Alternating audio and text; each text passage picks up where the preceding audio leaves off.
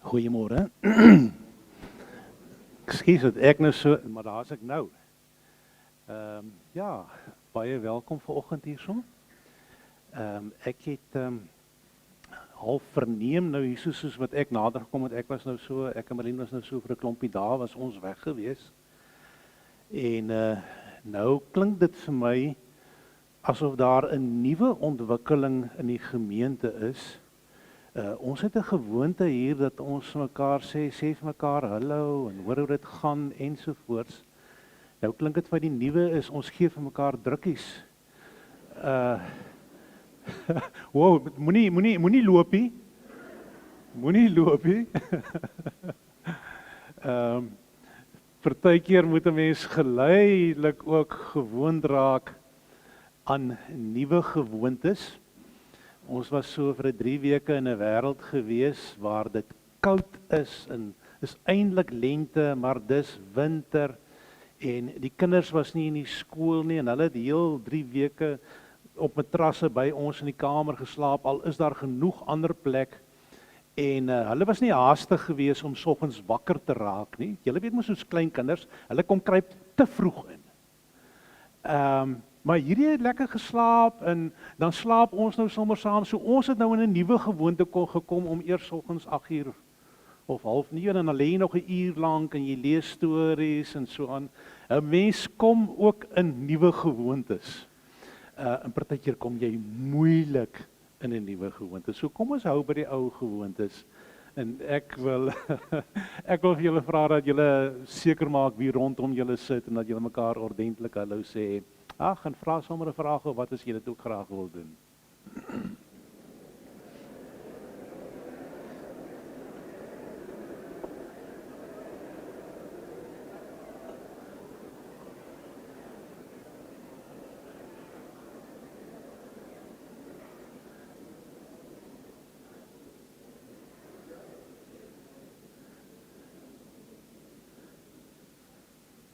Julle is nou tevrede dat julle ten minste een naam bygekry het vanoggend of bevestiging van 'n naam gekry het daar waar julle sit in julle omgewing. Dit gaan vanoggend, soos elke Sondagoggend, gaan dit oor die gemeenskap van gelowiges. Dit gaan daaroor dat ons die Here God, die Seun Jesus Christus en die Heilige Gees, dat ons hom aanbid. En dat dit sekerlik die grootste motief is oor hoekom ons in hierdie oggend so bymekaar is. So, julle weet dat ons kers het en julle verstaan die simboliek daarin verbonde. En ek gaan die lied speel wat julle verlede week mee afgesluit het in die erediens. Ryk my dit raak 'n redelike gewilde lied. Maar die bedoeling van hierdie oomblikke van die lied is om op 'n sekere manier stil te raak. Om op 'n manier ingestel te raak. En benut die oomblik, daar is die musiek, daar is die woorde. Ons poog normaalweg om iets te bring wat vir ons dalk kan help met hierdie afrat en inskakel by hierdie geleentheid wat ons het. So, enigiene is vanoggend welkom om die kers vir ons te kom aansteek. En sodoende luister ons dan nou ook na hierdie lied wat daarmee saamgaan.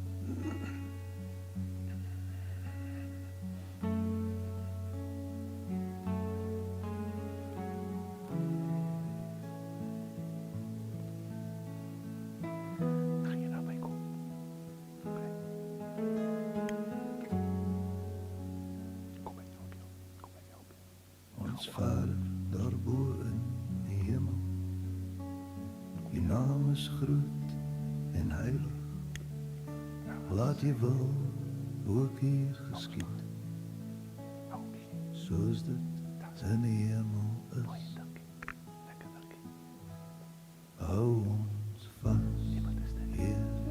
Hou ons vas. Gee ons krag vir elke dag. Hy is liefde, hy is lig. Hy bly altyd by ons.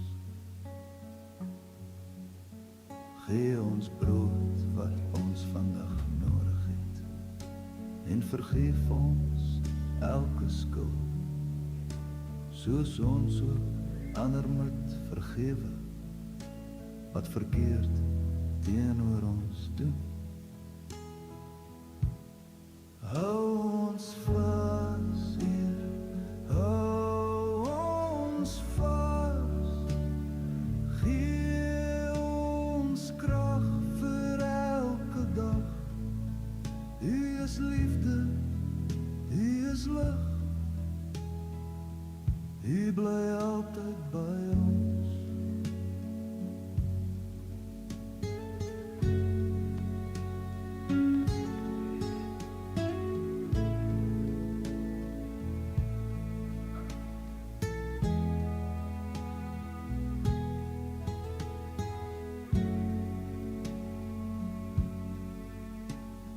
Lei ons weg van versoeking, red ons uit die bose se hand. Aan U behoort die koninkryk, die krag en heerlikheid.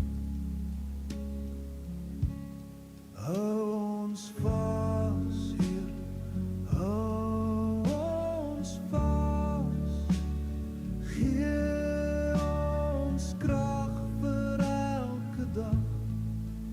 U is liefde, U is lig,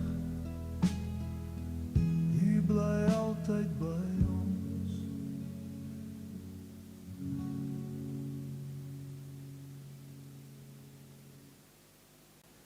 Dit gaan goed met die mens vir wie U uitkies en laat naderkom om hier in die tempel te bly.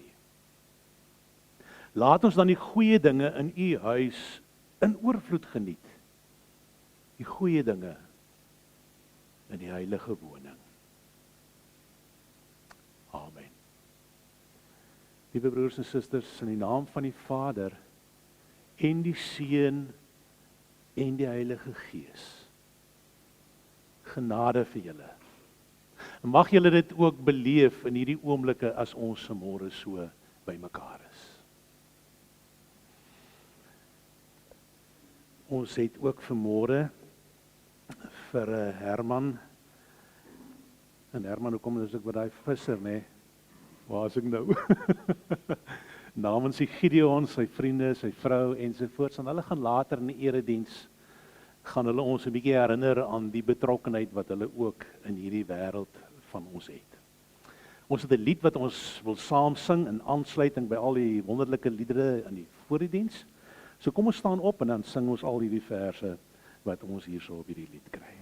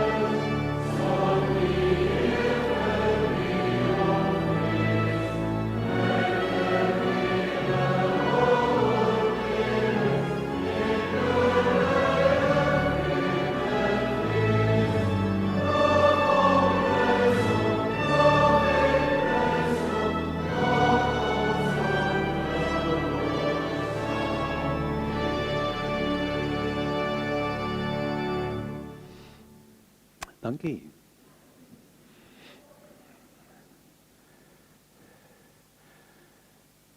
Ons het maar, soos elke liewe oggend, het ons 'n teksgedeelte waaruit ons lees. Die Bybel staan vir ons sentraal in hierdie erediens. Hy's vir ons belangrik in ons lewe. En die verse wat ons vanoggend gaan lees, kry ons in 1 Johannes 4. En daar is so 'n klompie verse in daai gedeelte.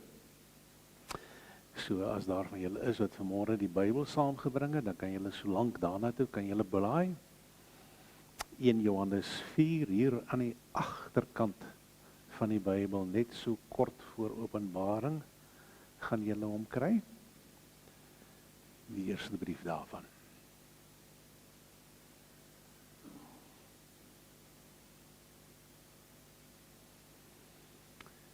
Kom ons maak vir 'n oomblik ons oë toe en dan bid ons ook saam.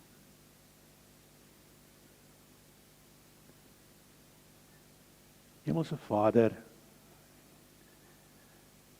hierdie is 'n plek wat vir ons bekend is. Hierdie is 'n gemeente wat hier by mekaar kom. 'n Klomp mense wat bely dat ons glo in God die Vader, die Almagtige, U wat die skepper van die hemel en die aarde is. En Here, dan wil ons vir U daardeur sê, dit gaan oor U.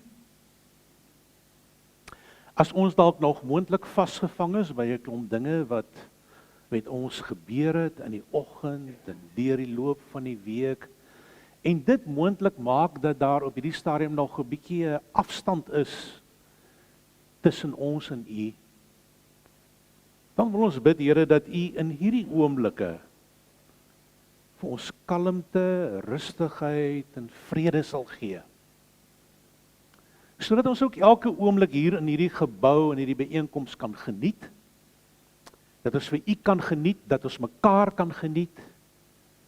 En dat ons op so 'n wyse verryk kan word, versterk kan word, getroos kan word. Here, daar is in alle waarskynlikheid soveel behoeftes by mense in hierdie kerkgebou aanwesig. Ek kan dit nie pyl nie. Ek is nie van alles bewus nie. Hier en daar is daar mense met wie ons kontak het, met wie ek kontak het. En hoe meer 'n mens met mekaar te doen het, hoe beter leer ons mekaar ken.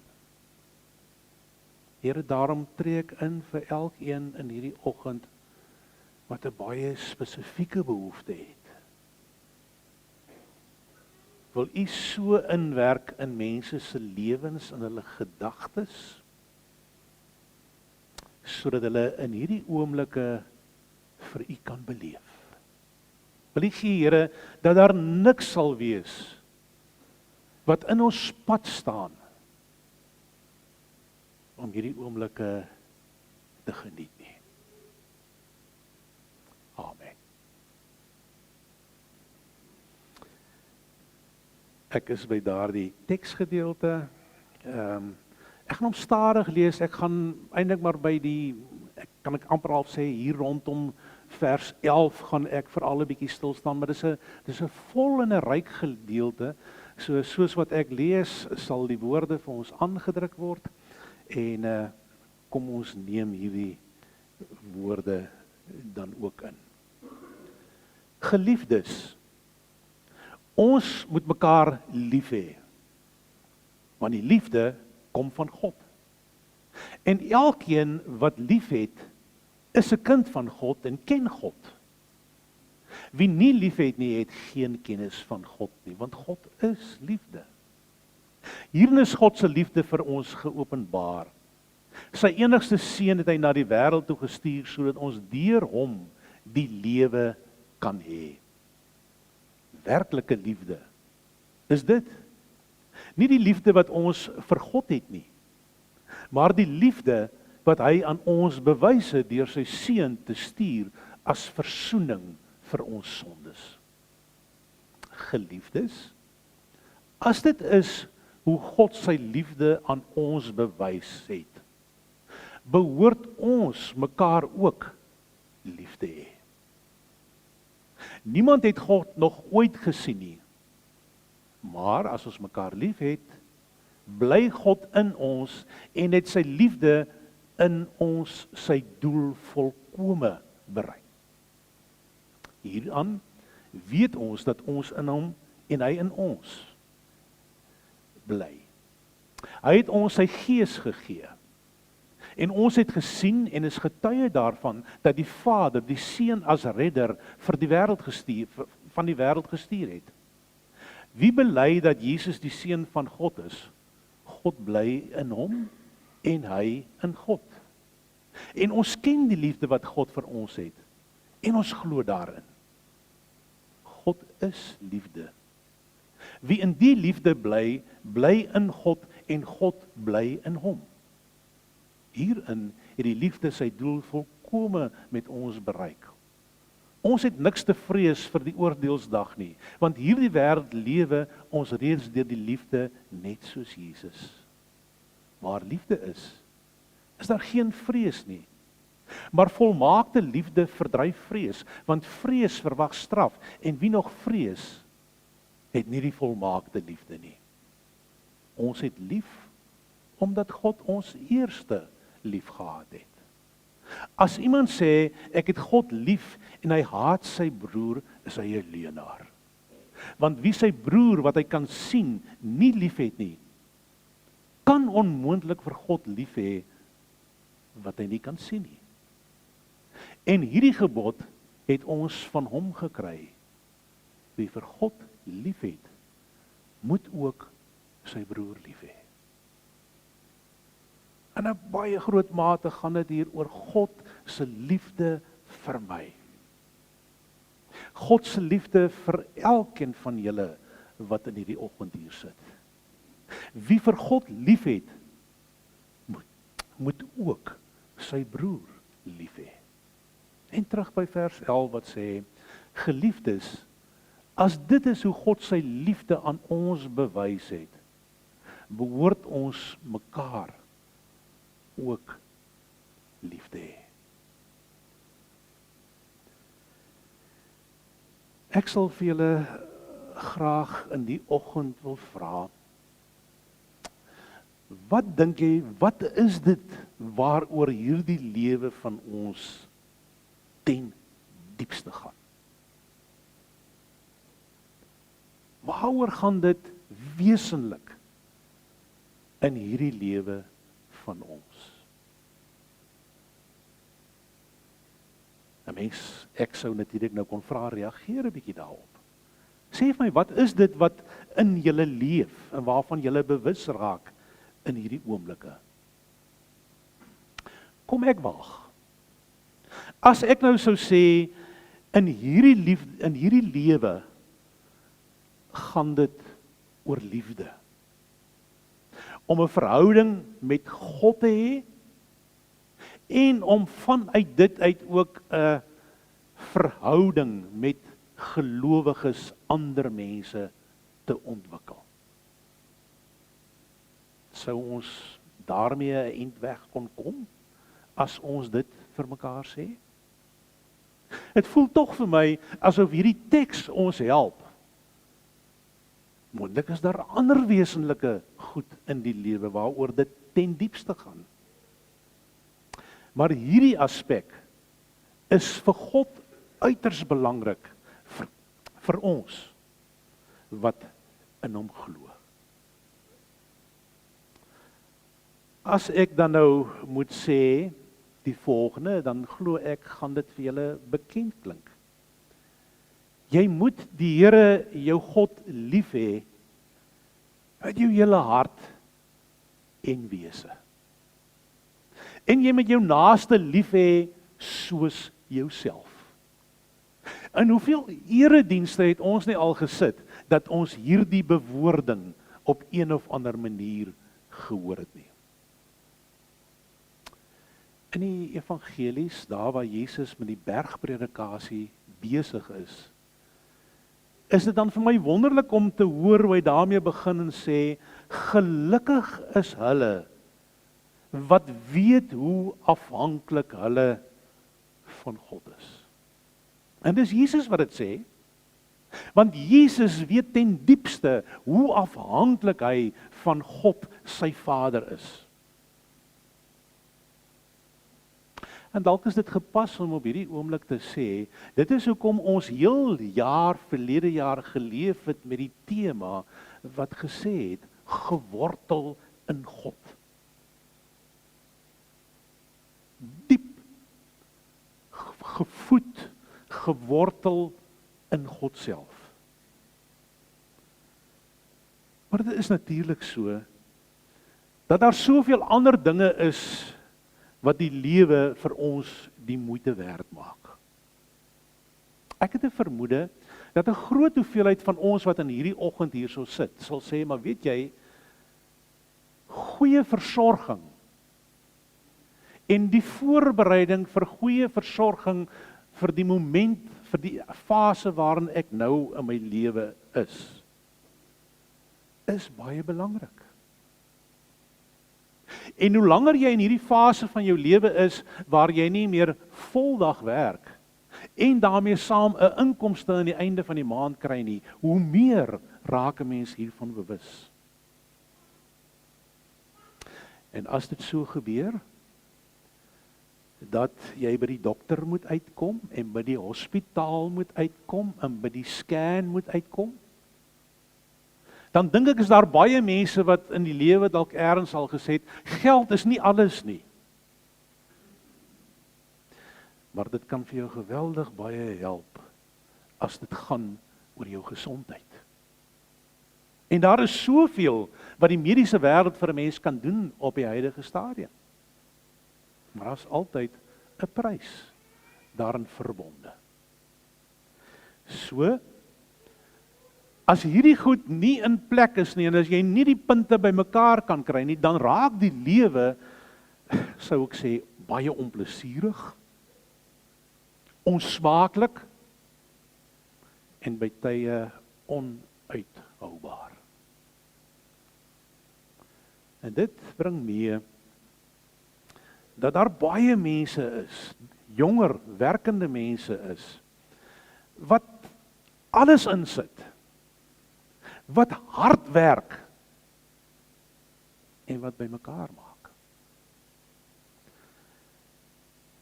Dit is natuurlik so, dat 'n mens mekaar ook sou kon sê, nou maar wanneer is genoeg, genoeg?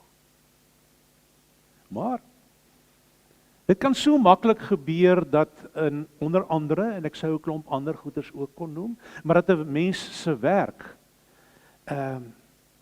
jou lewe totaal en al kan oorheers. En jou lewe totaal in beslag kan neem.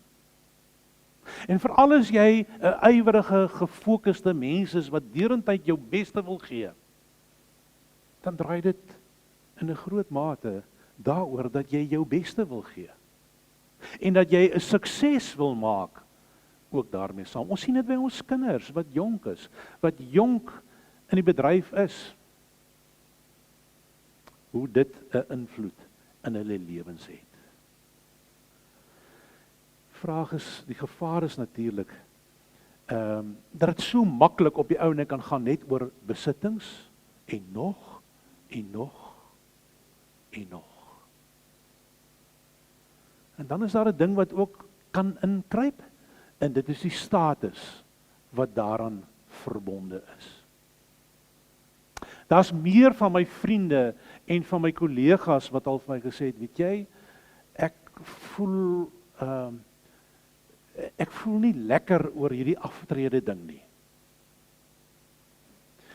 Dit voel vir my, en daar's veral van my predikante kollegas wat dit vir my sê. Hulle sê, dit voel nie vir my asof mense my meer nodig het nie. En wat daarmee sukkel. Want in hulle hele bedieningstydperk het dit daaroor gegaan, dat mense op een of ander stadium en op een of ander tyd 'n behoefte het aan 'n predikant. En nou bestaan daardie behoefte nie meer nie. Daaroor sou ek sekerlik ook kon uitbrei. Maar met al hierdie dinge wat gebeur is die gevaar natuurlik dat 'n mens kan begin om so opgeneem te word met dit waarmee jy besig is en dit waarop jy konsentreer en dit waarop jy fokus, dat jy God in die proses afskeep. En so kom jy nie by God uit nie. Jy kom ook nie regtig waar by mense uit nie tensy hulle saam met jou werk. En so gebeur dit baie maklik dat hierdie twee verhoudings in die slag bly. Daar is talle mense wat ek in die afgelope jaar ontmoet het en by gesit het in ons gemeente, wat vir my gesê het, weet jy, in hierdie fase van my lewe, is daar 'n klomp nuwe ontdekkings wat ek gemaak het. En dikwels daarmee saam, is dat mense vir my sal sê, ek het besef, of ek besef nou, dat ek die Here afgeskeep het. Dat ek nie genoeg tyd aan die Here spandeer het nie. En dan het hulle hierdie getuie van hoe dit op hierdie stadium van hulle lewe daar 'n nuwe insig en 'n nuwe ontwikkeling gekom het. En dit is wonderlike nuus as 'n mens hierdie soort van getuies uit mense se monde hoor. Ek dink God wil graag hê dat ons met hom in 'n goeie verhouding sal wees. Dat ons diep gewortel sal wees in hierdie God wat al sy liefde oor ons uitstort en vir ons kom gee en vir ons uitdeel sonder om vrae te vra. Maar hy het ons lief. En daarom wil hy graag hê dat ons ook vir hom lief sal wees, sê die teks vir ons. Hy wil daarom dan hê dat ons in 'n goeie verhouding met mense sal wees. En daarom staan ons in hierdie jaar, heel jaar stil, by hierdie frase wat sê, dat ons weet waar ons wortels lê. Maar in hierdie jaar sal ons graag wil herontdek wat dit beteken om in gemeenskap, in koinonia, in fellowship met mekaar te wees. Want hier sit ons en ons bely dat ons aan die God behoort, aan Jesus Christus. Ons is vir mekaar gegee. En daarom is dit dalk 'n goeie tyd dat ons hierdie opnuut ontdek, herontdek oor presies wat beteken dit vir my in die fase in my lewe waarbinne ek nou is. Tydens die vorige senior ete het ons gesit met die beplanning en ek was daar saam met 'n klomp vrouens rondom die tafel gewees en elke keer as daar 'n senior ete is daar 'n tema vir die dag, vir die spyskaart wat aansluit daarmee saam. En van die gedagtes was toe gewees om te sê, maar kom ons dink, waar is ons gemeente op die huidige stadium? Dink nou aan gegee vir mekaar. En dit was vir my, ek het besef, hier's 'n stuk verstaan. Toe een van die dames sê, kom ons maak die tema lewe vir mekaar. Gegee vir mekaar, lewe vir mekaar. As ek dan mos nou vir God lewe, dan kom die volgende aspek na vore in my lewe en dit is in my lewe na vore en dit is dat ek sal lewe vir ander. Kan ek dit weer sê, God is liefde en God het homself ter wille van mense prysgegee, alles op die spel gesit. En God wil graag hê dat ons soos hy onvoorwaardelik lief sal hê. En ek dink hierdie liefde ding is 'n soort van 'n ding wat 'n mens eintlik half moet leer oor om dit te doen of hoe om dit te doen.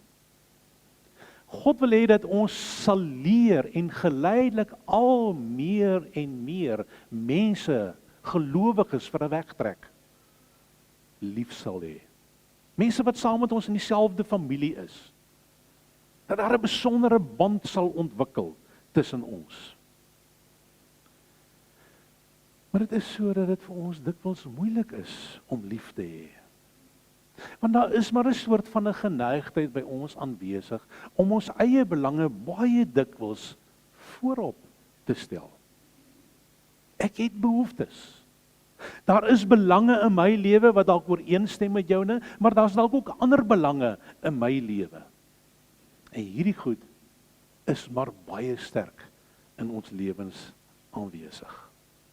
Daar is ook maar 'n soort van 'n selfgesentreerdheid wat oral in die samelewing kop uitsteek. Bybelse taal praat baie dikwels van die sondige natuur wat in die mens aanwesig is. En waar dit maar dikwels gaan oor die mens self en hom alleen of in hom of haar in die eerste instansie. Ware liefde, liewe vriende, lyk dit vir my hier in hierdie gedeelte, plaas die behoeftes van ander voor my eie, bo my eie. En sodoende raak ek betrokke by mense. En hoe meer ek by mense betrokke raak en hoe meer hulle van hulle self gee en ek mooi na hulle luister, raak hulle hele probleme dan ook in 'n sekere mate myne. So dit gaan in hierdie liefde daaroor dat ons bereid sal wees om aan ander te gee. En as ons ontdek wat hulle nodig het, dat ons dit vir hulle sal gee, selfs al sou ek dit beoordeel en dink ek weet ook nie regtig waarof hulle dit regtig waar verdien nie. Dit is so dat as ons praat van liefde, dat daar baie dikwels 'n gevoel, 'n intense gevoel kan wees wat daarmee gepaard gaan. Maar liefde is nie in die eerste instansie 'n emosie nie. Hierdie liefde wat hier ter sprake is en wat oral in die Bybel ter sprake is, waar dit gaan oor my naaste, is 'n liefde wat na vore kom as gevolg van 'n keuse wat ek gemaak het. Van 'n ingesteldheid wat daar ontwikkel. En wat oorgaan in 'n aksie. En so is dit moontlik dat as ek in 'n verbintenis met iemand staan, dat daar 'n soort van 'n gedrag is wat by my na vore kom, wat 'n invloed het op die ander persoon se lewe. En daai persoon mag dalk in die proses ervaar dat ek daar is vir hom of vir haar. Dit gaan oor opoffering, sonder twyfel. Dit vra van my meer as wat ek kan, of selfs meer as wat ek bereid is om te doen. So dit lyk vir my as dit is dat ons hierdie tema het van gegee vir mekaar, dan gaan dit vir my daaroor dat ek moet besef, ek is hier om mense soos julle rondom my, om julle te dien. 'n soort van 'n ingesteldheid in myself wat sê, maar hoe kan ek ondersteunend betrokke wees? Hoe kan ek dit vir jou makliker maak? Hoe kan ek vir jou Jesus wees? En hierdie liefde, dit is nou met daaroor eerlik wees, kom met baie genade van God self.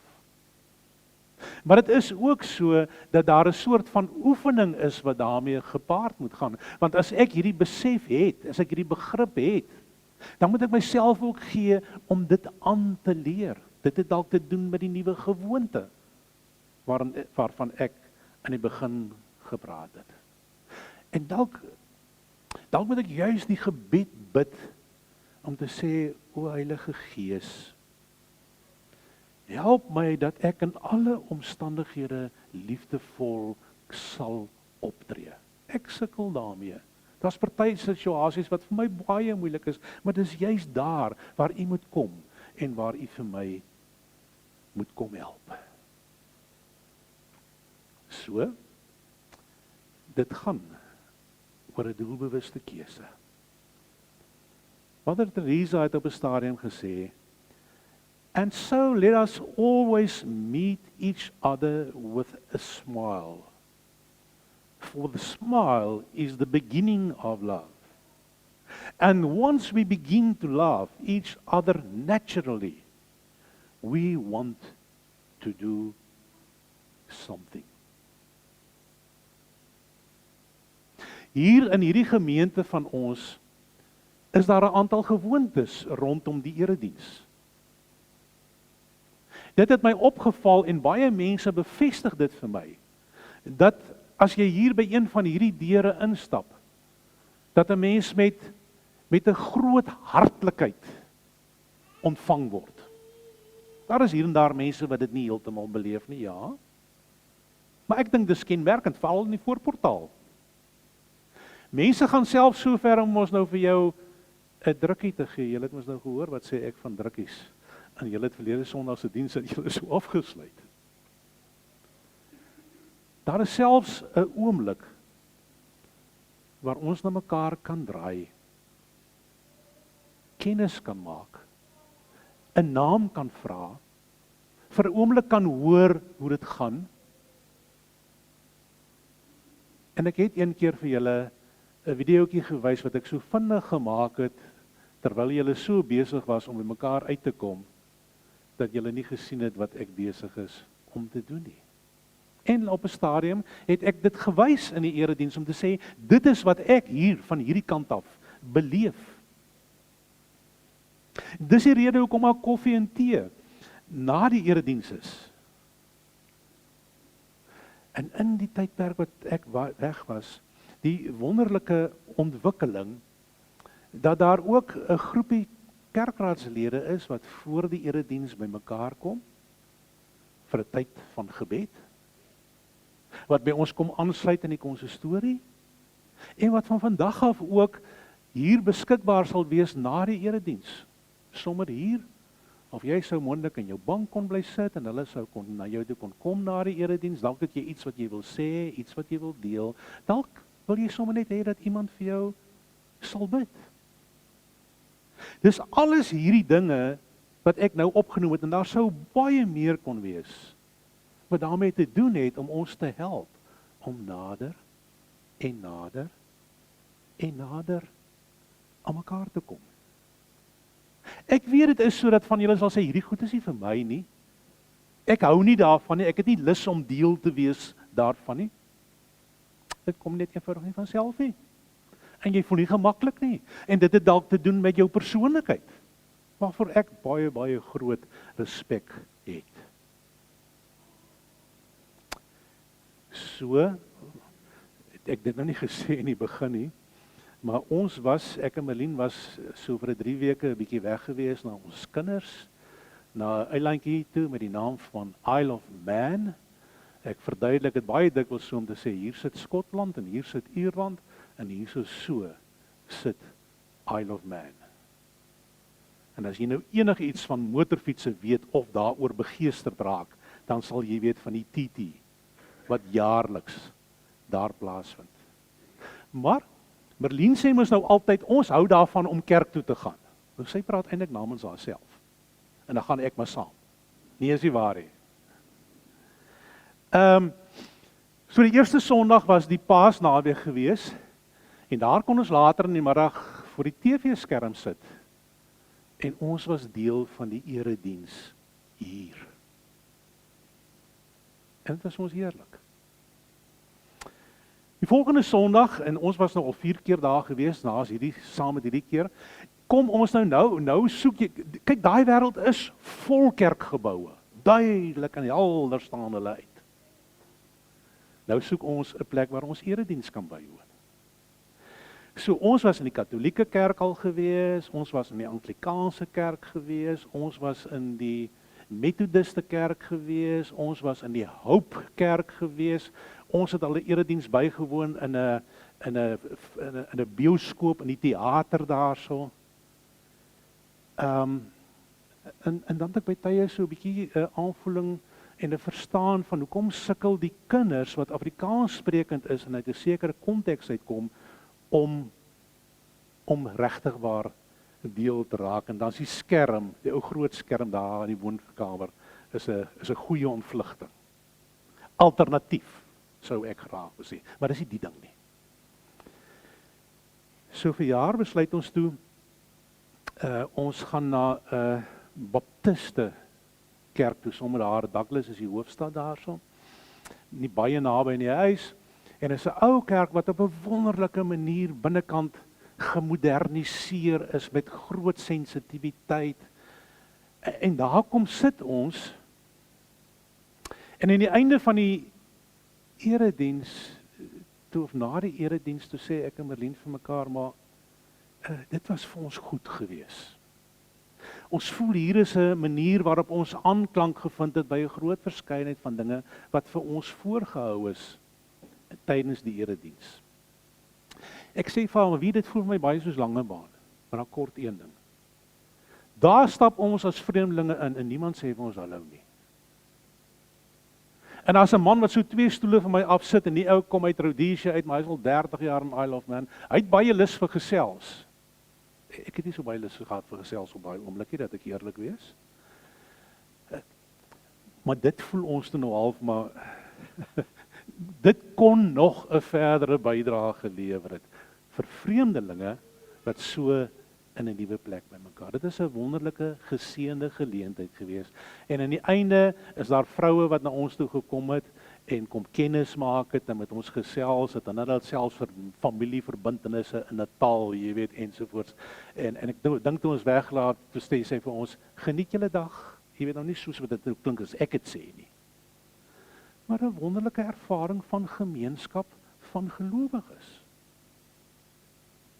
Vreemd, maar tuis in die teenwoordigheid van God en medegelowiges. Volgende Sondag het ons nou weer gewik en geweeg, en die kinders wil graag hê dat ons saam met hulle die stoomtrein moet klim en 'n gedeelte moet ry af na die suide toe van die uitland. Maar nou begin die kerk eers 11:30. En jy het geen waarborg dat jy 11:20 by die stasie gaan wees waar jy 11:20, ja, 10:10, waar jy nou die trein moet vat, die stoomtrein moet vat nie. Maar die Vrydag aand, ja, toe die laaste Sondag in Isle of Man, sit ons toe die oggend 10:00 in 'n pub. En die pub se naam in Afrikaans vertaal is die kat sonder stert. Want in Isle of Man het jy baie spesifieke katte met sulke 2 hoë agterbeentjies en geen een van hulle het sterte nie. Dis die Manx kat wat oral daar rondloop. My dogter sê dit vir ons, maar ons het mos gesien toe ons Vrydag aand ietsie gaan drink het en die kinders iets gaan bietjie gaan speel het in die park, het ons mos gesien. Daar staan 'n ding op 'n banier.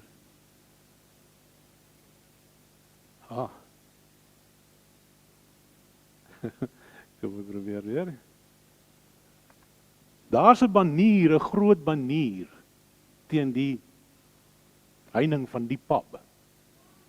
Ek sê maar hy begin mos nou 9:00 dink ek of 9:30, ek kan nou lekker onthou nie. Maar dan het julle genoeg tyd sodat julle daarna betyds kan wees en dat ons mekaar op die stasie kon kry. So ons het nou al in 'n pub ook erediens bygewoon waar 'n stuk of 30 mense sit. En die gemeente het almal wat daar sit, die gemeentelede het almal 'n geleentheid om een of ander soort van bydrae te lewer in erediens. Die een lees 'n teks en sê iets daaroor, die ander een het 'n lied wat opgee, die ander het 'n gedig wat lees, die ander, jy weet, en so gaan dit aan. En hier sit ons as hierdie vreemdelinge. Dit was nou ook weer iets spesiaals, want dis die enigste kerk op die eiland waar, die enigste pub, waar erediens gehou word op 'n Sondag en hulle doen dit al vir 30 jaar lank. Hulle het 'n verbintenis aan die Anglikaanse kerk en hulle is veral gerig op behoeftes in die gemeenskap. En daar's 'n warmte en 'n heerlikheid en die mense kom kuier en hulle vra ons uit en jy weet, en jy ontdek 'n klomp goed van mekaar, maar jy ontdek 'n klomp nuwe goed van God. Selfs interessant, dat die een vrou vir my toe vertel, dat die pub behoort aan 'n brouery. En hulle gee vir al die jare, hulle plek op 'n Sondagoggend gratis, hulle tot dan direk moet begin regmaak vir kos, waar hulle by mekaar kan kom, sonder dat hulle sent daarvoor hoef te betaal, sonder dat hulle tee of koffie hoef te koop, alles kom uit die kombuis uit. Ja, julle weet julle, mense kan op soveel plekke kan 'n mens die gemeenskap van gelowiges beleef. Ons was dan nou op die trein gewees ook na die tyd.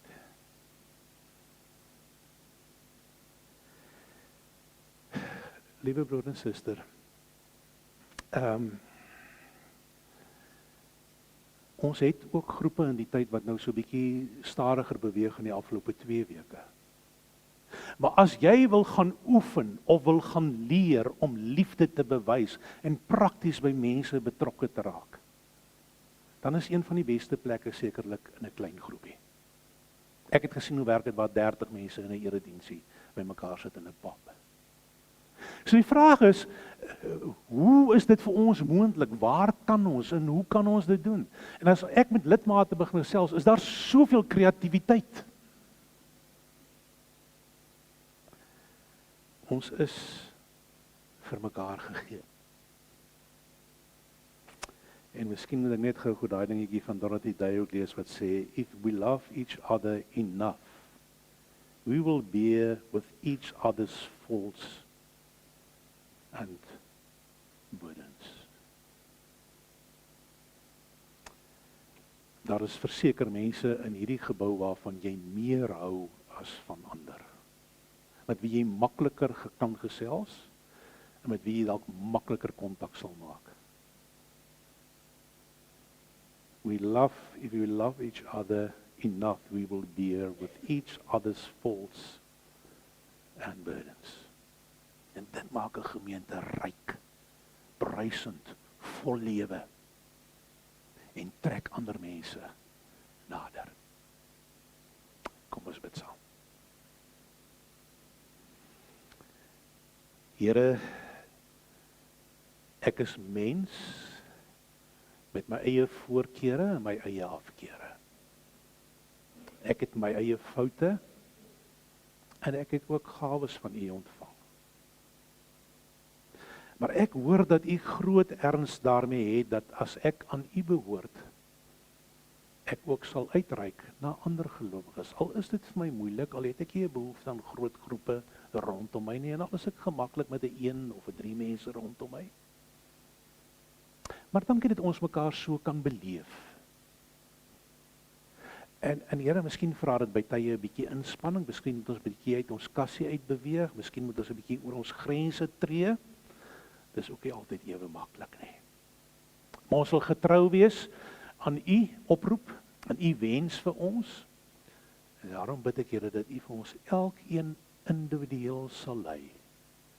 Sodat as ons hier uitstap uit hierdie erediens uit vanmôre, dat ons sal ontdek in hierdie week, wat is dit, wat is die tree wat U wil hê dat ek self moet gee. Maak ons sensitief, wil U gee dat ons U sal hoor, en wil U vir ons die krag gee dat ons bereid sal wees om 'n tree te gee en om te beweeg. Amen. Liewe gemeente, kom ons gebruik geleentheid om ons offergawes in die mandjies te plaas. Dit is 'n manier waarop ons kan sê, dankie Here. Môre, ons sluit dit ons oë. Ons sluit ons oë. Ons Vader, dankie dat ons vanoggend in die huis kan wees, U gemeenskap. Dankie dat ons kan hoor dat U lief is vir ons, maar dat U ook vir ons baie duidelik sê dat ons lief vir mekaar moet wees. Ons dankie nou vir U offergawe en ons bid Here dat U ons sal lei met U Gees, dat ons dit so sal aanwend dat vir ons gemeente en die gemeente hier buitekant tot voordeel sal wees. Ons bid dit in Jesus naam. Amen. Dankie.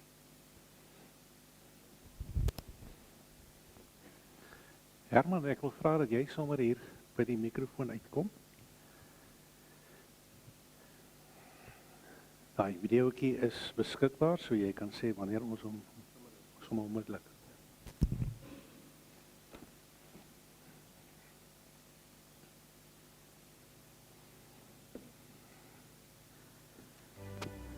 Elke Sondag woon mense reg oor die wêreld en in ons land eredienste by.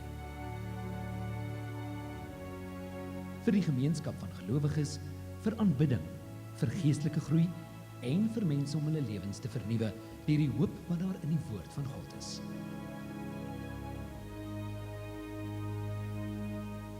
Maar vir talle is Sondag net nog 'n dag soos elke ander dag.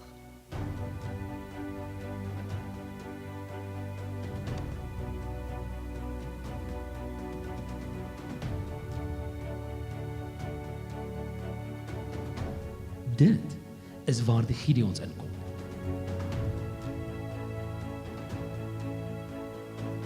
In 'n wêreld vol onsekerheid hou hulle vas aan die geïnspireerde, onfeilbare woord van God.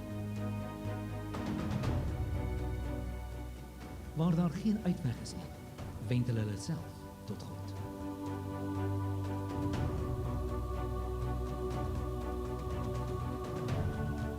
As 'n uitreikarm van die kerk ontmoet die Gideons mense op die plek waar hulle self bevind. En plaas Bybels by die kruispaaie van die lewe.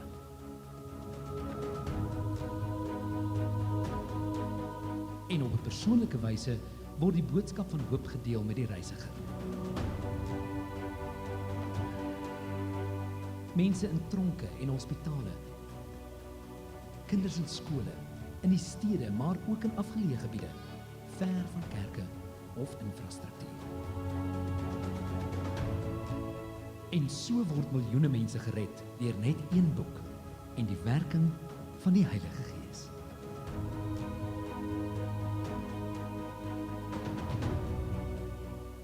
Op hierdie wyse leer mans en vrouens, seuns en dogters wie hulle werklik in Christus is en ervaar hulle 'n lewe as kinders van God. Die Gideons het nog nooit hierdie werk op hulle eie gedoen nie. Die kerk as 'n gemeenskap van gelowiges is wat die Gideons se werk kragtig en effektief maak in verskillende tale en kulture in meer as 200 lande reg oor die wêreld. Die Gideons is lidmate van gemeentes, soos ek en jy, maar baie afhanklik van God se kinders, eerstens vir gebed, tweedens vir finansiële hulp en derdens om ledetal te groei. Saam streef ons dieselfde visie na, om sy aan sy vir die geloof in die evangelie te stry en om ander na Christus te lei.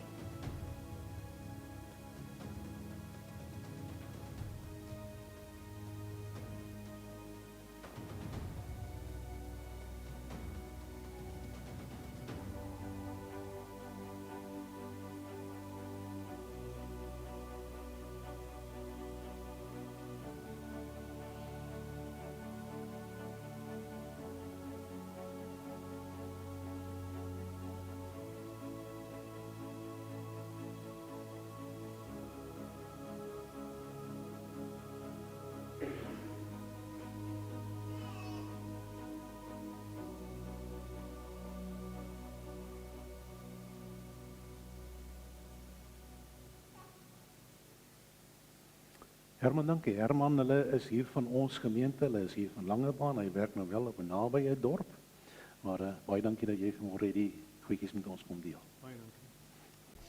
Baie dankie, goeiemôre. Ek wil begin deur eerstens te sê, alle eer aan God vir enigiets wat binne die Gideons vermag word. Ons is net werkers, mense soos u, uitgestuurdes, en ons gaan daar en ons saai die woord.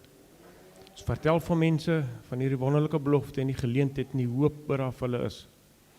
Maar die bekering van mense is die werk van die Gees. Dit is God se werk. So alle eer aan enige sukses, enigiets wat vermag word, kom aan hom toe. Ons is net bevoorreg dat hy bereid is om vir ons te gebruik met ons tekortkominge, met al ons foute en ons gebreke. Dit is 'n voorreg.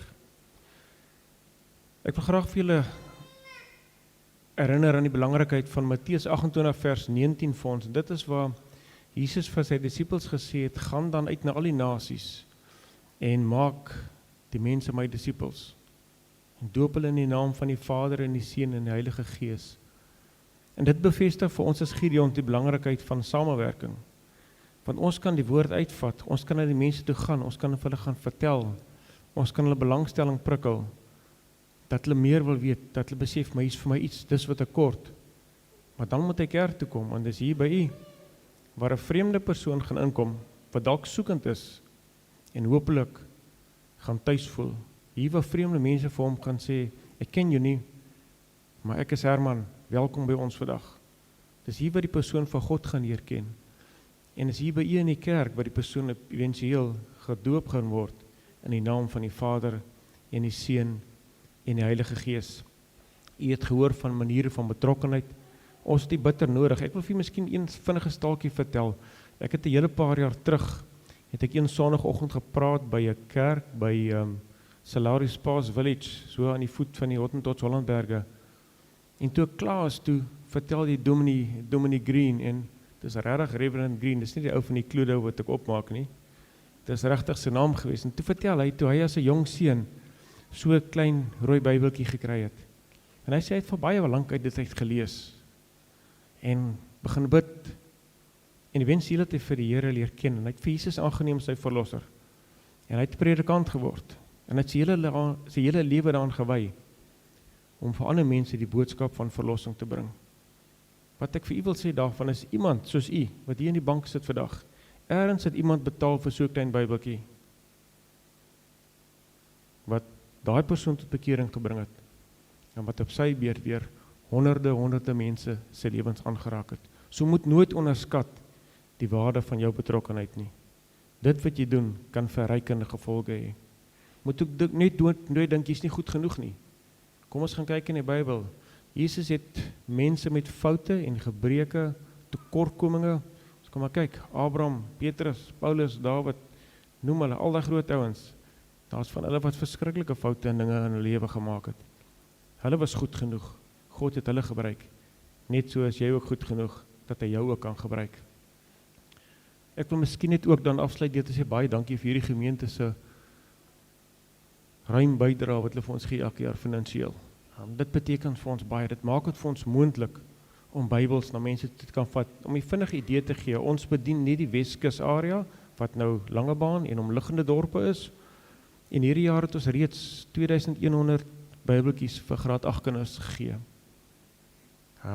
Ons het reeds by hospitale en klinieke en spreekkamers al Bybels gesit.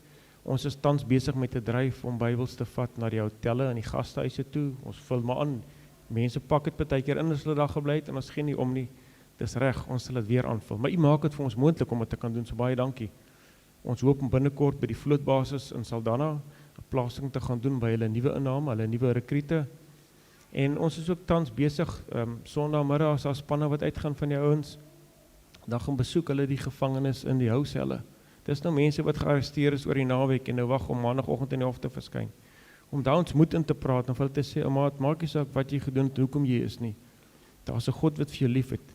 En daar's 'n Jesus wat vir jou gesterf het en jou graag wil aanneem. Dink is belangrik dat ons dit ook by daai mense uitkry.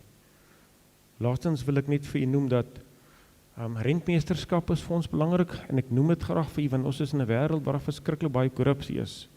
Om te skenk aan die Gideons is nie 'n bodemlose put nie. Elke sent wat geskenk word aan die Gideons, gaan vir Bybels, vir niks anders nie. Tweede ding is, elke Bybel wat ons uitdeel, word persoonlik in die hand van 'n individu gesit. Julle het gesien op die video. Ons los nie 'n boks Bybels by ontvangs en vra iemand om dit uit te deel namens ons nie.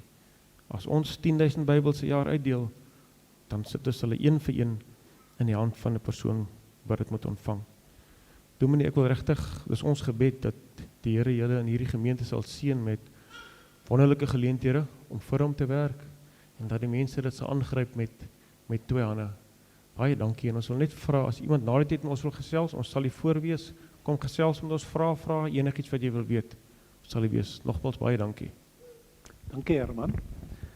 Ons het dan ook die geleentheid by die deure, die offergawes daar gaan vir die werk van die Gideons, en julle hoor dat dit gaan vir Bybels. En as jy nou die geldjie daar ingooi, doen dit sommer so met 'n gebed vir hierdie mense wat daarbey betrokke is, en vir die beplanning en alles wat daarmee gepaard gaan. Dit is lekker om te hoor van al die Bybels wat so weggegee word. Dankie Herman.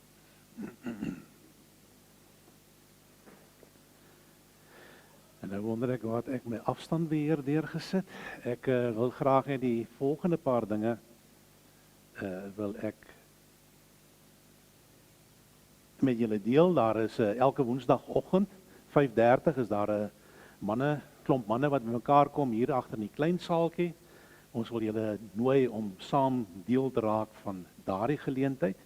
Julle het ook die kom ek sê eers, die uitnodiging gehoor rondom gebede na die tyd, miskien 'n gesprek, 'n vraag, iets wat vir jou onduidelikheid, dan is dan julle welkom om na een van die persone toe te stap, onmiddellik na die erediens.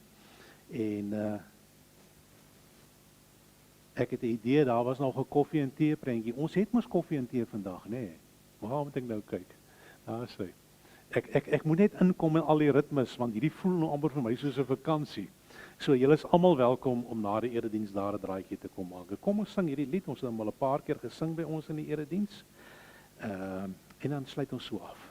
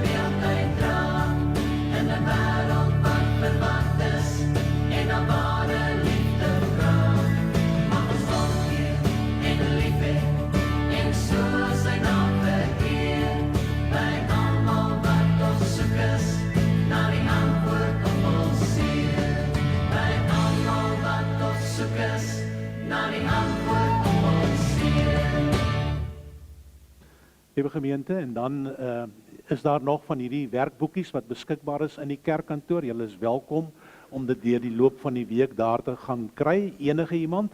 En daar is nog 'n aantal van die boekmerkies ook wat sê wat is ons teksgedeeltes van volgende Sondag af vir die 5 weke wat dan oorbly. So kry dit vir julle gerus en daar is nog plek as daar mense is wat dalk dan wil inskakel by die klein groepe. Ons het vanmôre 'n lied gesing en ek wil die refrein gebruik as 'n seën in hierdie oggend. Okay, kom ek gee maar so.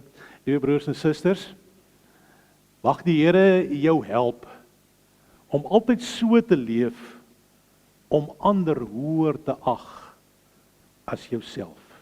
Ja, om lief te hê bo jouself. En mag jy ook eerder gaan om te gee as om te verwag deur die loop van hierdie week. Amen. Ons gaan die amen sing en daarmee gaan ons afsluit. Laat dit so wees, Here, amen. Laat dit so wees, Here, amen. Heer, laat ons leef soos die Here, amen.